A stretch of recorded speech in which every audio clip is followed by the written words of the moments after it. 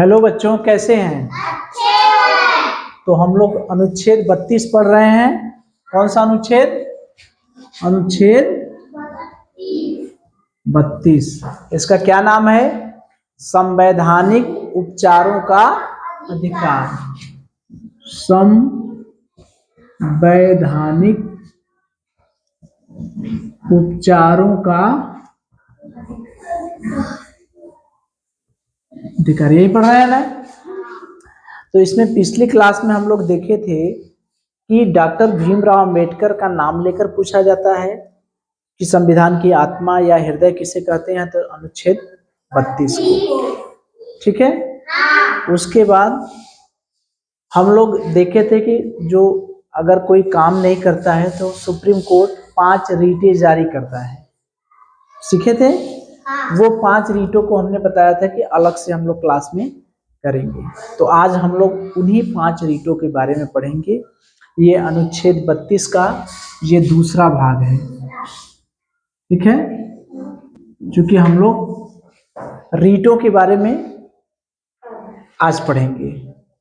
तो टोटल कितने रीट हैं? रीट का मतलब हमने बताया था कि रीट माने क्या होता है? आदेश। रीट माने क्या होता है? आदेश। जैसे हम राजा कोई आदेश देते थे ना राजा आदेश। पहले घर पे कोई काम रहता है तो पिताजी या दादाजी कहते हैं ना कि ये काम कर दीजिए, तो वही होता है रीट। माने क्या होता है? आदेश। रीट माने क्या होता है? आदेश। ये रीट का जो मतलब होता है वो क्या होता है? आदेश। अपनी भाषा में रीट माने क्या होता है? आदेश। अब रीट माने होता है आदेश, तो ये आदेश कौन जारी करता है? Supreme court. कौन जारी करता है? Supreme court. ठीक है। उच्चतम न्यायालय, सुप्रीम कोर्ट, ये जारी करता है। ये कहाँ है? दिल्ली में। कहाँ है? दिल्ली में। सुप्रीम कोर्ट कहाँ है? दिल्ली में। तो अब देखें हम लोग कि सुप्रीम कोर्ट रीट कब जारी करता है, कौन सी रीट जारी करता है, क्यों जारी करता है, क्यों जरूरत पड़ी कि वो रीट जारी कर रहा है। ठीक है। तो होता क्या है, जैसे मान लीजिए जो रीट है उस रीट में पहली जो रीट है बंदी प्रत्यक्षीकरण। क्या नाम है पहली रीट का? बंदी प्रत्यक्षीकरण। इसका मतलब है, नाम से ही पता चल जा रहा है कि बंदी प्रत्यक्षीकरण, यानी बंदी माने जिसको बंदी बनाए हो, जिसको बंद किए हो, जिसको बंधक बनाए हो। प्रत्यक्ष माने सामने लाओ। प्रत्यक्ष माने सामने, यानी बंदी को सामने लाओ। तो अच्छा ये बताइए कि जो सुप्रीम कोर्ट है वो बंदी को सामने लाने के लिए कब कहेगा, क्यों कहेगा, क्यों उसको जरूरत पड़ी? जैसे मान लीजिए, ये समझिए कि प्रीतम है, ठीक है, या अक्षय है, पुलिस से पकड़वाना है। किसको पकड़वाएं? किसको पकड़वाएं? किसको पकड़वाएं? अक्षय को। मान लीजिए अक्षय को पुलिस ने पकड़ लिया। अक्षय को पुलिस ने पकड़ लिया। गांव में आई, ये हमारे हैं अक्षय भैया। कौन है? अक्षय भैया। अक्षय को पुलिस वाला पकड़ ले गई, पकड़ के ले गई और इनको कहाँ बंद कर दी? जेल में। कहाँ बंद कर दी? जेल में बंद कर दी। ठीक है। तब जेल में बंद करने के बाद उसको नियम से 24 घंटे के अंदर, हम लोग पढ़े हैं ना अनुच्छेद 22 कि 24 घंटे के अंदर उसे मजिस्ट्रेट के सामने भेजना होता है, मजिस्ट्रेट के पास भेजना होता है। मतलब 24 घंटे के अंदर उसको छोड़ देना होता है। छोड़ क्या देना होता है उसको? मजिस्ट्रेट के सामने, जो जिला न्यायालय है वहां पर उसको भेजना होता है। किसको? अक्षय को।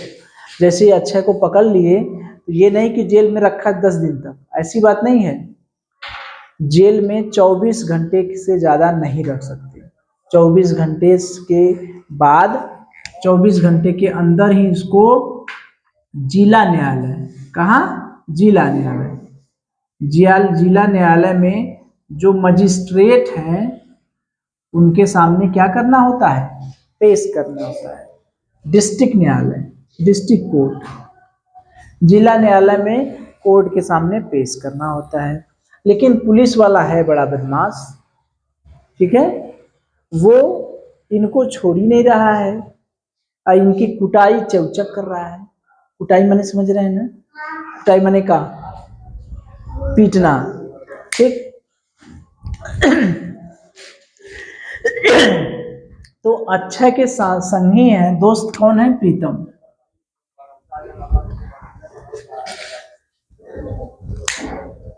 अक्षय के दोस्त कौन है, प्रीतम। तब प्रीतम को पता चला कि भैया अक्षय को तब पुलिस वाले पकड़ लिए हैं, उनकी कुटाई चौचक कर रहे हैं, वो तो छोड़ ही नहीं रहे हैं, ठीक।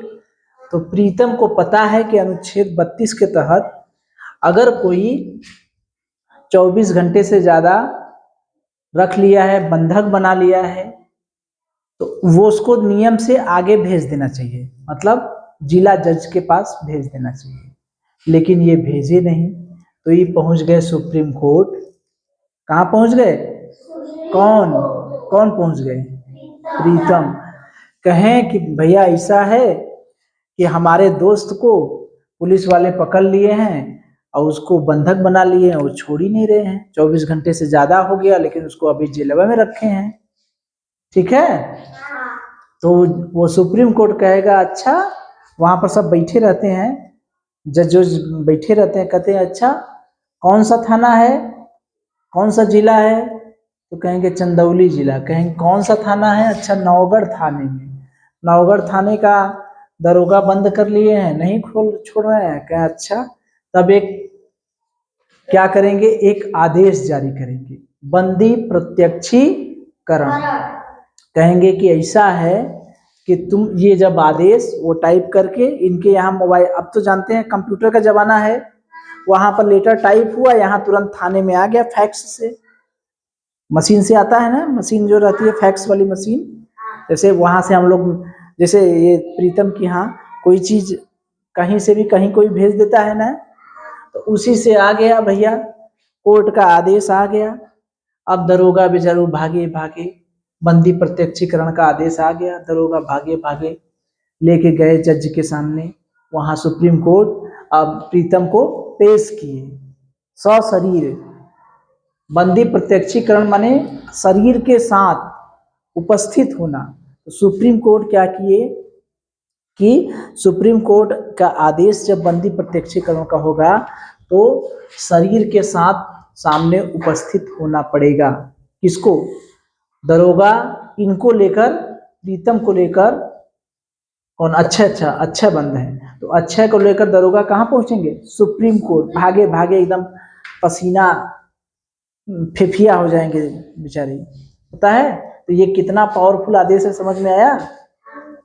लेकिन ये सुप्रीम कोर्ट के पास सूचना पहुंचनी चाहिए, ठीक है। और सुप्रीम कोर्ट के पास नहीं जा रहे हैं तो हाई कोर्ट के पास चले जाइए, ठीक है। तो ये बात समझ में आई कि अगर कोई किसी को बंधक बना लेता है, जैसे मान लीजिए वो तो पुलिस की बात थी, अगर कोई सरकारी या प्राइवेट आदमी, ये तो सरकारी आदमी थे पुलिस वाले, ठीक है, ये तो सरकारी आदमी थे। अगर कोई प्राइवेट आदमी, कोई आदमी किसी को बंधक बना लेता है, घर में बंद कर देता है, ऐसा नहीं होता है, टीवी सिनेमा में देखते हैं ना कि घर में कोई किसी को बंद कर दिया, बंद करके बंधक बना के रखा है, बंधक बना के उसको छोड़ नहीं दे रहा है, उसको बंधक बना रहा है, उसी में मार पीट रहा है, उसको बंधक बनाया है। तो अगर किसी को जानकारी पता चलती है कि भैया ये व्यक्ति है या एक संस्था है, कोई भी है, वो इस आदमी को बंधक बनाया है, तो वो सुप्रीम कोर्ट उसको आदेश देगी, वो उसको भी लेकर उपस्थित होना पड़ेगा। तो बात समझ में आ रही है। बंदी प्रत्यक्षीकरण मतलब ये ऐसा आदेश है, कोई किसी को बंधक बना लिया, चाहे वो सरकारी आदमी हो, चाहे सरकारी संस्था हो, चाहे प्राइवेट आदमी हो, चाहे प्राइवेट संस्था हो, ठीक है। तो सुप्रीम कोर्ट के आदेश पर उसे क्या करना पड़ेगा, शरीर के साथ सामने उपस्थित होना पड़ेगा। तो बंदी प्रत्यक्षीकरण की बात समझ में आई। बंदी प्रत्यक्षीकरण माने शरीर के साथ सुप्रीम कोर्ट के सामने उपस्थित करना। तो आपसे ये पूछा जाएगा कि कोई व्यक्ति अगर किसी को बंधक बना लेता है, बंधक बना लेता है, तो कौन सा रीट, 5 ठो रीट है, तो उन 5 रीटों में से कौन सा रीट सुप्रीम कोर्ट जारी करेगा? कौन सा रीट जारी करेगा? बंदी प्रत्यक्षीकरण। बंधक बनाने के लिए कौन सा रीट है? बंदी प्रत्यक्षीकरण। अगर पुलिस वाले पकड़ लिए हैं, कोई पुलिस किसी को पकड़ लिए हैं, 24 घंटे से ज्यादा रखी है अपने यहाँ, तो कौन सा रीट जारी होगा? बंदी प्रत्यक्षीकरण। बात समझ में आ रही है? तो बंदी प्रत्यक्षीकरण समझ में आ गया। बंदी प्रत्यक्षीकरण माने बंदी को सामने लाओ, जिसको तुम बंदी बनाए हो उसके सामने लाओ। किसके सामने? सुप्रीम कोर्ट की। तो बंदी प्रत्यक्षीकरण कब लागू होता है? समझ में आ गया? कब? जब कोई किसी को बंधक बनाया जाता है। किस लिए होता है? कौन देता है? Supreme court. ठीक है। ये है, दूसरा है परमादेश। परमादेश माने आदेश ही है। परमादेश माने सबसे बड़ा आदेश, सबसे बड़ा। परमादेश माने सबसे बड़ा आदेश। जैसे कोई अपना ड्यूटी नहीं कर रहा है, कायदे से अच्छी तरीके से कोई ड्यूटी नहीं कर रहा है, अपनी ड्यूटी नहीं कर रहा है, चाहे वो सरकारी हो चाहे प्राइवेट हो। कौन हो? चाहे कोई सरकारी हो चाहे कोई प्राइवेट हो। चलिए, तो परमादेश कब लागू किया जाता है? परमादेश कब देता है सुप्रीम कोर्ट? जैसे कोई अपना ड्यूटी कायदे से नहीं कर रहा है। ड्यूटी कायदे से करने का मतलब, जैसे मान लीजिए हमारा काम क्या है? पढ़ाना। ठीक। अगर हम अच्छे से नहीं पढ़ा रहे हैं, बैठ के बातचीत कर रहे हैं, ठीक है, बच्चों को नहीं पढ़ा रहे हैं, हमारी ड्यूटी किस लिए लगी है? बच्चों को पढ़ाने के लिए। तो अगर हम नहीं पढ़ा रहे हैं, तो कोई भी व्यक्ति अगर सुप्रीम कोर्ट में जाके ये कहता है कि भैया इस स्कूल के टीचर नहीं पढ़ा रहे हैं, तो सुप्रीम कोर्ट क्या करेगा? उनको आदेश देगा कि आप पढ़ाइए, नहीं पढ़ाएंगे तो कार्रवाई करेगा। कार्रवाई करने के लिए आपको हटा सकता है, आपका वेतन रोक सकता है। ठीक है। तो सुप्रीम कोर्ट जो हम लोगों से संबंधित अधिकारी हैं उनको आदेश देता है। ठीक है। वहीं एक आदेश निकालेगा, उस आदेश को कहाँ आएगा? सबसे ऊपरी अधिकारी के पास आएगा, फिर उसके बाद निचले अधिकारी के पास, फिर हमारे हेडमास्टर साहब के पास आएगा, फिर हेडमास्टर से कहाँ? हम लोगों के पास आएगा कि भैया देखिए आप नहीं पढ़ा रहे थे, किसी ने सुप्रीम कोर्ट में जाकर शिकायत कर दिया है। ठीक है। जैसे मान लीजिए आप लोगों के यहाँ आवास बनवाना है। क्या बनवाना है? आवास बनता है ना गरीब लोगों का। तो आवास बनाना है, तो आवास बनाने के लिए अधिकारी नियुक्त होते हैं, सेक्रेटरी रहते हैं ना, गांव में आते हैं ना, देखते हैं कि कौन योग्य है कौन नहीं है। अगर वो आवास, जिनको आवास बनवाना, मान लीजिए अनूप का आवास है, अनूप का आवास मिला है। क्या है? आवास। आवास माने घर, जो सरकारी घर मिलता है। अनूप को सरकारी घर मिला है, अनूप का सरकारी घर अधिकारी नहीं बनवा रहे हैं। ठीक है। या अनूप का घर किसी दूसरे को दे रहे हैं गलत तरीके से। ठीक है। या बनवा नहीं रहे हैं, या गांव में अधिकारी आए हैं या आते ही नहीं, अपना काम ही ठीक से नहीं करते। ठीक है। तो गांव का कोई व्यक्ति अगर सुप्रीम कोर्ट में जाएगा, कहेगा भैया हम लोगों के आवास के लिए जो ग्राम पंचायत अधिकारी नियुक्त हैं वो लोग गांव में कभी आते ही नहीं, कभी देखते ही नहीं कि क्या आवास बनवाना है क्या आवास नहीं बनवाना है, तो सुप्रीम कोर्ट क्या करेंगे? संबंधित जो अधिकारी रहेंगे उनको क्या देंगे? परमादेश देंगे कि जाइए देखिए उस आदेश के तहत कि गांव में आवास में क्या गड़बड़ी है। ठीक है। तो उस अधिकारी को आवास बनवाना ही पड़ेगा, जिसका नाम है, जिसको बनवाना है उसको बनवाना ही पड़ेगा। अगर वो नहीं बनवाएंगे तो उन पर भी कार्रवाई होगी। लेकिन इसमें भी बाउंडेशन है कि जैसे मेरा काम क्या है? पढ़ाना, वो आवास बनवाने वाले अधिकारी का क्या काम है? आवास बनवाना। अब हमसे गांव में झगड़ा हो और कोई आकर कहें कि गुरुजी हमारा रिपोर्ट लिख ले, क्या लिख ले? रिपोर्ट, ठीक है, रिपोर्ट लिख लें, तो हम रिपोर्ट लिख लेंगे। हमारा काम किसके लिए नियुक्ति हुई है? पढ़ाने के लिए। तो हमारा काम पढ़ाने से संबंधित हो सकता है। अगर जाके शिकायत करेंगे कि नहीं पढ़ाते हैं, तभी हमें सुप्रीम कोर्ट आदेश देगा। अब ये नहीं कहेंगे कि भैया हमारे गुरुजी हमारी रिपोर्ट नहीं लिखा था, तब सुप्रीम कोर्ट थोड़ा आदेश देगा कि मास्टर साहब आप रिपोर्ट लिखिए। रिपोर्ट लिखना किसका काम है? पुलिस का काम। तो अगर आप पुलिस के पास जाते हैं, अगर पुलिस आपकी रिपोर्ट नहीं लिखती है, तब आप सुप्रीम कोर्ट जाएंगे और परमादेश जारी होगा। सुप्रीम कोर्ट मतलब समझ रहे हैं? जो व्यक्ति जिस काम के लिए नियुक्त है उसको वो अपना काम नहीं कर रहा है, तब। समझ में आ रही है बात? जैसे हमारा काम पढ़ाना है, तो पढ़ाने से संबंधित जो शिकायत रहेगी हम नहीं करेंगे, तब आप सुप्रीम कोर्ट में जाएंगे पढ़ाई को लेकर हमारे खिलाफ, ठीक है। अगर हमसे कहेंगे कि मास्टर साहब रिपोर्ट नहीं लिख रहे हैं, तो सुप्रीम कोर्ट कहेगा कि अरे यार, मास्टर का काम है पढ़ाना कि रिपोर्ट लिखना? तो रिपोर्ट लिखना है, लिखवाना है तो जाइए वहां पुलिस के पास, ठीक है।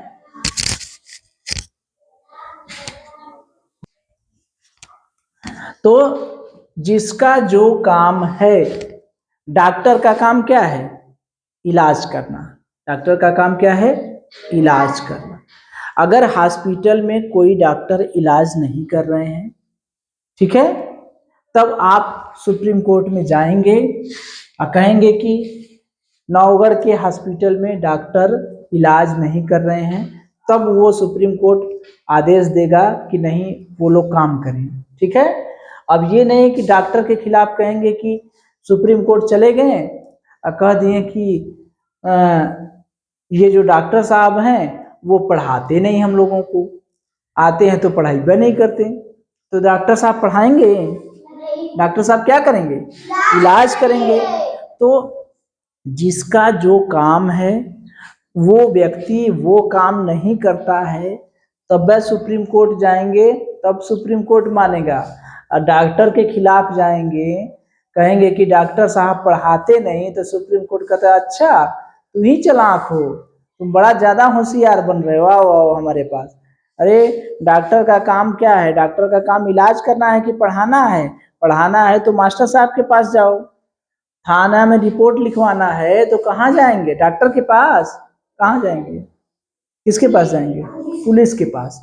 तो जो जिसका काम है, चाहे वो सरकारी आदमी हो चाहे प्राइवेट आदमी हो, अगर अपना काम सही से नहीं कर रहा है तो उसके खिलाफ सुप्रीम कोर्ट हम जाएंगे। तो सुप्रीम कोर्ट क्या कौन सा आदेश देगा? परमादेश। तो प्रश्न कैसे बनेगा? प्रश्न ऐसे बनेगा कि एक डॉक्टर अपना इलाज, एक डॉक्टर मरीज का इलाज नहीं कर रहा है और मरीज का कोई साथी सुप्रीम कोर्ट जाता है, तो सुप्रीम कोर्ट कौन सा आदेश जारी करेगा? बंदी प्रत्यक्षीकरण, परमादेश, उत्प्रेषण, अधिकार परीक्षा। कौन सा आदेश जारी करेगा? परमादेश। कोई पुलिस थानेदार रिपोर्ट नहीं लिखता है, तब वह कौन सा आदेश जारी करेगा? अधिकार परीक्षा, प्रसिद्धेश, उत्प्रेषण या परमादेश? कौन सा? परमादेश। ये बात समझ में आई?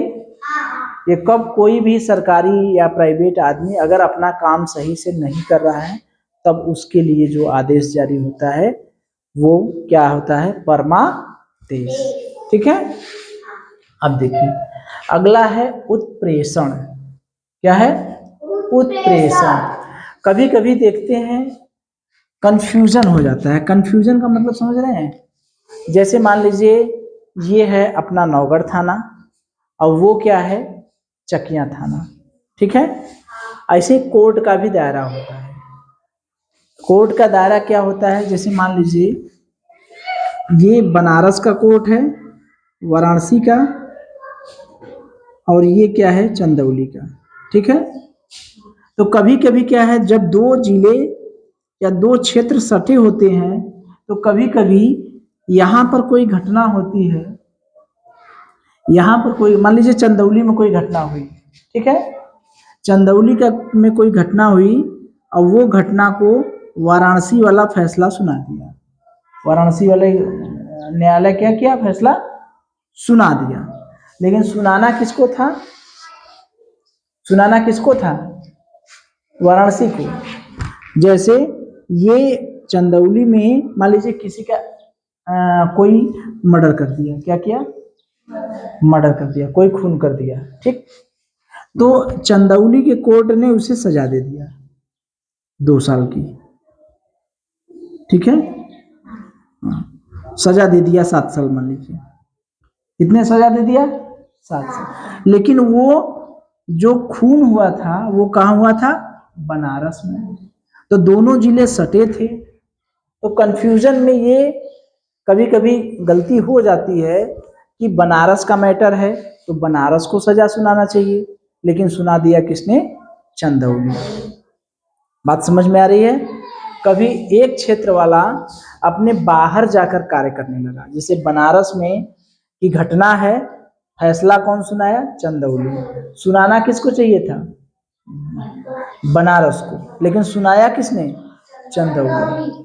जैसे ये बनारस में मान लीजिए हमारे प्रीतम जज हैं और चंदौली में अक्षय जज हैं।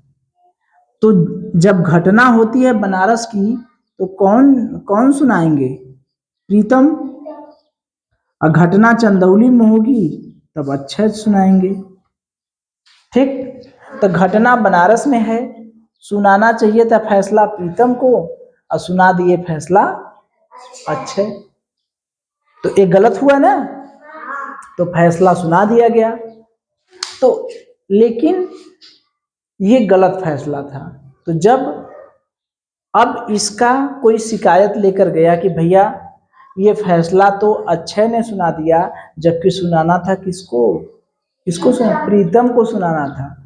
कोई कहा कि नहीं ये फैसला गलत है, कोई कहा सुप्रीम कोर्ट में चला गया, कहा कि भैया फैसला क्या है, गलत है, बनारस की घटना थी, सुनाना था फैसला प्रीतम को और सुना दिया फैसला अक्षय ने। यानी बनारस के कोर्ट को, बनारस के न्यायालय को फैसला सुनाना था और सुना दिया फैसला किसने, चंदौली ने, ठीक है। तो इसी राज्य में भी बात होती है। उत्तर प्रदेश और बिहार दोनों सटे हैं कि नहीं, देखिए इधर उत्तर प्रदेश है उधर बिहार है, सटे हैं ना। तो कभी कोई घटना उत्तर प्रदेश में होती है और फैसला सुना देता है बिहार, फैसला सुना देता है बिहार। सुनाना चाहिए था किसको, उत्तर प्रदेश को, फैसला सुना दिया बिहार, फैसला भी हो गया। तो कभी कभी ऐसी गलती हो जाती है कि न्यायालय से भी गलती हो जाती है कि फैसला अपने क्षेत्र के बाहर जाके फैसला सुना दिया जाता है, ठीक है। तो जब सुप्रीम कोर्ट में जाया जाता है तो फैसला सुनाने के बाद जब पता चलता है कि अरे नहीं भैया ये तो फैसला उत्तर प्रदेश का था, तो उत्तर प्रदेश के न्यायालय को सुनाना चाहिए, तो ये बिहार न्यायालय कहाँ से सुना दिया, इसका मतलब गलत निर्णय है। तो सुप्रीम कोर्ट क्या कहेगा कि भैया जो सही है वो फैसला सुनाए, ठीक है, जो सही है वो फैसला सुनाए। कि अगर उत्तर प्रदेश का न्यायालय सुनाया है फैसला, बिहार का न्यायालय सुनाया है, अगर उत्तर प्रदेश को सुनाना है तो उत्तर प्रदेश का न्यायालय ही सुनाए। तो सुप्रीम कोर्ट ये आदेश देता है कि जो इसके योग्य है, जो उस अपराध के लिए जो सही न्यायालय है वो उसको सजा दे, तो वो उसको ट्रांसफर कर देता है। नहीं कहता कि प्रीतम भैया ये अपना फाइल साइल सब भिजवा दो अक्षय के पास, सॉरी अक्षय फैसला सुनाए थे ना, तो अच्छा भैया अपना सब फाइल भिजवा दो किसके पास, प्रीतम के पास। यानी प्रीतम बिहार में है, अक्षय बिहार में है, तो बिहार से अक्षय सारी फाइल भिजवा दिए कहाँ, उत्तर प्रदेश में, ठीक है। तो जब कोई एक क्षेत्र से बाहर जाकर कोई फैसला सुना देता है वो भी फैसला गलत रहता है, उसको नहीं सुनाना चाहिए था। सही भी अगर फैसला रहेगा तब पर भी उसको नहीं सुनाना चाहिए था। अगर कोई शिकायत करता है तो उसके लिए कौन सा आदेश होता है, उत्प्रेषण। उत्प्रेषण। फैसला सुनाने के बाद, ये उत्प्रेषण कब होता है? फैसला सुनाने के बाद, जब निर्णय हो चुका होता है। ध्यान रखिएगा, ये प्रश्न बनेगा कि अगर निर्णय हो चुका है, फैसला सुनाया जा चुका है, अपने क्षेत्र से बाहर फैसला जाकर सुनाया जा चुका है, तब सुप्रीम कोर्ट कौन सा आदेश जारी करेगा? तब आप क्या कहेंगे? उत्प्रेषण। उत्प्रेषण। अब इसी लगे ये भी देख लीजिए प्रतिषेध, ये दोनों एक दूसरे से मिलता जुलता है। अगर कोई काम चल रहा है, कोई काम चल रहा है, अब इसको मिटा देना, ये तो समझ गए ना, वो फैसला हो चुका है। लेकिन अब मान लीजिए कोई केस चल रहा है, कोई केस क्या है? चल रहा है, कोई केस चल रहा है, ठीक। अब केस चल रहा है तो हाई कोर्ट में केस चल रहा है, ठीक। तो सुप्रीम कोर्ट उसके ऊपर का, जैसे ये क्या है? सुप्रीम कोर्ट है, ये क्या है? हाई कोर्ट है, ये क्या है? डिस्ट्रिक्ट, ये जिला वाला है, ये राज्य वाला है, और ये केंद्र वाला है।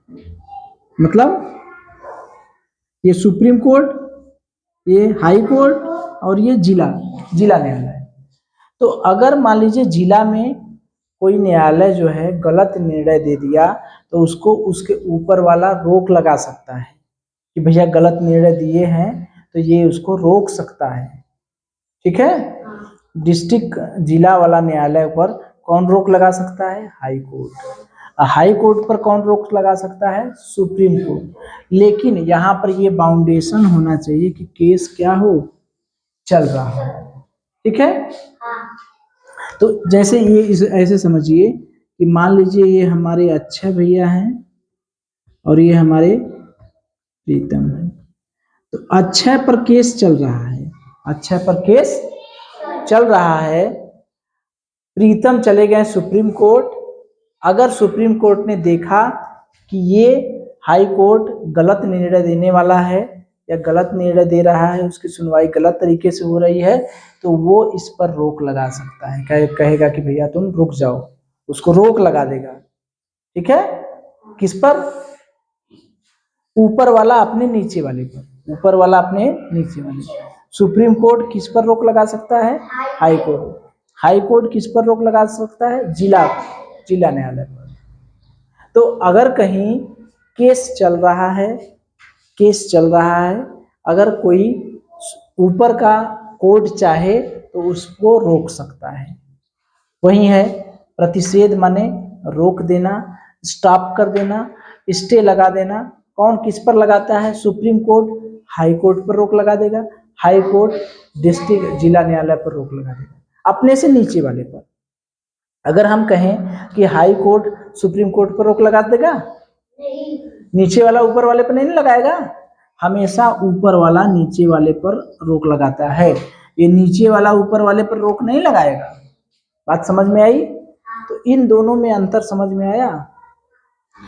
उत्प्रेषण में फैसला हो चुका है, उसके बाद गलत जिसको फैसला करना चाहिए था वो फैसला नहीं किया, कोई दूसरा फैसला कर दिया, तो ये सुप्रीम कोर्ट उत्प्रेषण रीट जारी करता है और जिसको देना रहता है उसको दे देता है कि भैया तुम फैसला सुनाओ।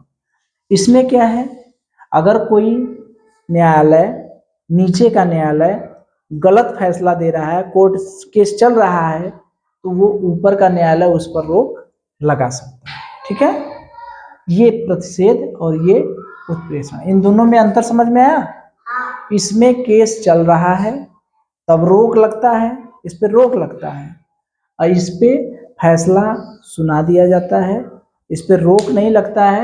ये पूरा का पूरा केस ही दे दिया जाता है दूसरे को, भैया तुम्हारे अधिकार में नहीं है, तुम इस कहाँ से फैसला सुना दे, ये फैसला तो सुनाना था दूसरे को, तुम कैसे सुना दिए, चलो उसको दो, ठीक है। जैसे हम लोग नहीं कहते भैया कलम इसका है, कोई दूसरा ले लिया, कोई किसी की कलम ले लिया, ये कलम किसकी है? उसकी है कलम, उसको दो। ऐसा होता है ना कि भैया ये कलम आपकी नहीं है, वो दूसरे को दे दो। तो ये दोनों में अंतर समझ में आया? इसमें रोक दिया जाता है, ऊपर का न्यायालय अपने नीचे के न्यायालयों को रोक देता है। इसमें क्या है, जब फैसला सुना दिया जाता है, गलत तरीके से फैसला हो जाता है, उसको नहीं सुनाना चाहिए था, अपने क्षेत्र से बाहर जाकर फैसला सुनाता है, तो वो सुप्रीम कोर्ट जो है आदेश देता है कि जिसका केस है उस न्यायालय को दो। ठीक है। अब देखिए अधिकार परीक्षा। अधिकार परीक्षा का मतलब क्या हुआ? अधिकार परीक्षा ये होता है कि जैसे कोई कहीं गलत तरीके से नौकरी कर रहा है, ठीक है, गलत तरीके से, जैसे मान लीजिए कोई अधिकार परीक्षा का मतलब कि जैसे मान लीजिए हम ही हो गए, ठीक है, हम ही नौकरी कर रहे हैं, हमने गलत तरीके से नौकरी हासिल कर ली है। कैसे? गलत तरीके से, मतलब गलत तरीके का मतलब कि जैसे हमने जो डॉक्यूमेंट लगाए हैं, जो पढ़ाई का हमारा प्रमाण पत्र रहता है, वो हमने सही नहीं लगाया है। ठीक है। अगर हम गलत तरीके से नौकरी कर रहे हैं तो कोई सुप्रीम कोर्ट चला जाएगा, कहेगा भैया ये गलत तरीके से नौकरी कर रहे हैं, इनको नौकरी नहीं करना चाहिए था, ये गलत लगाए हैं। तो सुप्रीम कोर्ट क्या करेगा, वो आदेश देगा विभाग को, विभाग का मतलब हम लोगों का जो विभाग है, बेसिक शिक्षा विभाग, कि भैया इनका पता करिए कि ये कैसे नौकरी कर रहे हैं, सही में ये योग्य हैं कि नहीं। ठीक है। अब ये है, जैसे कोई 16 साल का है, कोई 16 साल का है, अब उसको नौकरी दे दी गई, उसको नौकरी दे दी गई, जबकि नौकरी करने के लिए उम्र कितना चाहिए? 18 वर्ष उस पद पर। ठीक। तो जब ये 16 साल वाले लड़के को नौकरी दे दी गई है, अगर किसी ने शिकायत की कि भैया नौकरी के लिए 18 साल चाहिए लेकिन 16 साल का लड़का नौकरी कर रहा है, तो सुप्रीम कोर्ट कहेगा जिस विभाग में है, जैसे पुलिस विभाग है तो पुलिस विभाग से पूछेगा कि भैया तुम इसको नौकरी कैसे दे दिए, 18 साल पर नौकरी देना था, 16 साल पर कैसे दे दिए, पता लगाओ इसका। तो पता लगाते हैं, अगर वो गलत रहता है उसको निकाल देते हैं, और सही रहता है तो उसको रहने देते हैं। ठीक है। ये बात समझ में आ रही है? जैसे मान लीजिए कहीं हॉस्पिटल है, हॉस्पिटल में डॉक्टर को चीड़-फाड़ करना है, डॉक्टर कई तरह के होते हैं, डॉक्टर में कोई किसी डॉक्टर को ऑपरेशन करना होता है, किसी डॉक्टर को ऑपरेशन नहीं करना होता है। तो जो ऑपरेशन करने वाला डॉक्टर है वही डॉक्टर ऑपरेशन कर सकता है। बात समझ में आ रही है? जिसको ऑपरेशन नहीं करने आता वो कैसे ऑपरेशन कर लेगा? तो अगर कोई मान लीजिए कंपाउंडर ही है, कंपाउंडर माने समझ रहे हैं ना, जो हॉस्पिटल में जो इधर उधर करते हैं, जो खाली छिटपुट काम करते हैं, समझ रहे हैं? जैसे जो बड़े डॉक्टर होते हैं हॉस्पिटल में, क्या होता है, एक बड़े डॉक्टर होते हैं, एक छोटे डॉक्टर होते हैं। तो जो बड़े डॉक्टर होते हैं वो चीड़-फाड़ करते हैं, लेकिन और जो कंपाउंडर होते हैं वो तो करते नहीं। लेकिन अगर कहीं कंपाउंडर ने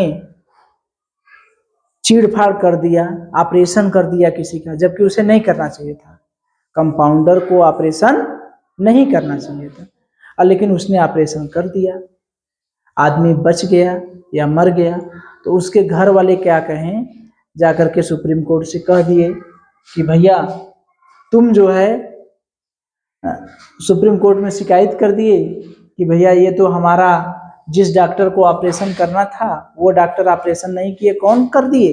कंपाउंडर ऑपरेशन कर दिए। तो सुप्रीम कोर्ट पूरे हॉस्पिटल से पूछताछ करेगा, आदेश देगा कि भैया पता लगाओ कि क्यों तुम किए। ठीक है। तो उसमें कई बातें होती हैं, तो उसको नहीं करना चाहिए था, तो उसको सजा भी हो सकती है। बात समझ में आ रही है? जैसे हम लोग ट्रेन से सफ़र करते हैं ना, ट्रेन से सफ़र करते हैं तो उसमें ट्रेन में टीटी होते हैं, टिकट चेक करने वाले। टिकट चेक कौन करता है? टीटी। टिकट चेक कौन करता है? टीटी। ठीक है। इसका काम है टिकट चेक करना। जब ट्रेन से हम लोग जाते हैं तो टीटी का काम क्या है? टिकट चेक करना। ठीक है। लेकिन उस ट्रेन में कोई पुलिस वाले आ गए, ठीक है, आकर कहें भैया अपना टिकट दिखाओ, तो टिकट दिखा देंगे हम लोग? टिकट दिखा देंगे? दिखा देंगे? नहीं दिखाएंगे, क्योंकि टिकट के लिए कौन नियुक्त है? टीटी। तो अगर जो पढ़ा लिखा है, जो जान रहा है कि भैया हमारे सुप्रीम कोर्ट अनुच्छेद 32 में उसको अधिकार नहीं है कि वो टिकट चेक कर ले, तो वो कहेगा भैया तुमको तो हम टिकट नहीं दिखाएंगे, ठीक है। तो अगर वो उसकी शिकायत कर दिया, जो पुलिस वाले हैं ट्रेन में आकर, उसका नंबर लिखा रहता है, सब नंबर लिखा रहता है, नाम लिखा रहता है, उसके खिलाफ अगर शिकायत कर दे कि भैया फला बोगी में इस दिन ये हमारा टिकट चेक कर रहे थे, हमने नहीं दिखाया, उसका वीडियो कुछ बना लेते हैं, प्रमाण रहना चाहिए ना, क्योंकि कोर्ट कैसे मानता है, कोर्ट तो केवल सबूत मांगता है। कौन सा सबूत है कि वो चेक कर रहा था, तो उसका अगर अपने मोबाइल से वीडियो बना लिए हैं, तो अगर वो गलत तरीके से टिकट चेक कर रहे हैं, जिसको चेक नहीं करना है, तो वो क्या होगा, उस पर कार्रवाई हो जाएगी, उसे जेल भेजा जा सकता है, उसे नौकरी से निकाला जा सकता है, वो जो भी कार्रवाई होगी। तो ये समझ में आया कि ये अधिकार परीक्षा का मतलब कोई अपने पद पर है तो वो पद पर रहने योग्य है या नहीं, ये उससे पूछा जा सकता है। ये बात समझ में आई? तो पांचों का मतलब समझ में आया? एक बार इसको रिवाइज कर ले हम लोग। चलिए देखिए, पहला बंदी प्रत्यक्षीकरण, इसका मतलब ये है कि बंदी को सशरीर हमारे सामने लाओ। परमादेश, अगर कोई ड्यूटी नहीं कर रहा है तो उसको उसके खिलाफ आदेश जारी किया जा सकता है। और एक चीज यहाँ पर ध्यान रखिएगा, राष्ट्रपति और राज्यपाल इन दोनों के खिलाफ हम परमादेश जारी नहीं कर सकते। ये नहीं कि, इसको याद रखिएगा, बहुत प्रश्न आता है कि राष्ट्रपति और राज्यपाल के खिलाफ हम लोग परमादेश जारी नहीं कर सकते। अगर कोई पूछता है कि राष्ट्रपति के खिलाफ परमादेश जारी हो सकता है तो क्या कहेंगे? नहीं। राज्यपाल के खिलाफ परमादेश जारी हो सकता है तो क्या कहेंगे? नहीं। उत्प्रेषण क्या होता है? अगर कोई अपने क्षेत्र से बाहर जाकर फैसला सुना दिया जाता रहता है तो उसे उत्प्रेषण के द्वारा फैसला जो सही रहता है, जिस न्यायालय को देना चाहिए था, वो फैसला उसे वापस दे दिया जाता है, ठीक है। प्रतिषेध में क्या होता है? ऊपर का कोर्ट नीचे के कोर्ट को के आर्डर को रोक सकता है। कब? जबकि केस चल रहा है, इसके लिए बहुत जरूरी है केस चल रहा है। अधिकार परीक्षा, अगर कोई अपने पद पर गलत तरीके से है तो उससे हम पूछ सकते हैं, उसकी योग्यता के बारे में पूछ सकते हैं। प्रश्न पूछा जाए?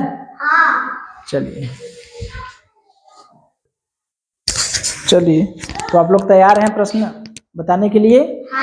तो मुझे ये बताइए कि सुप्रीम कोर्ट कितने प्रकार की रीट जारी करता है? कितने? 5। बहुत अच्छे। अच्छा, मुझे ये बताइए कि अगर कोई किसी व्यक्ति ने किसी को बंधक बना लिया है और उसको छोड़ नहीं रहा है, तो उसके लिए कौन सी रीट जारी होगी? बंदी प्रत्यक्षीकरण। Very good. अच्छा, बंधक, अगर कोई पुलिस वाले किसी को बंधक बना लिए हैं तो कितने घंटे के अंदर जिला न्यायालय में पेश करना रहता है? 24 घंटे के अंदर। बहुत अच्छी।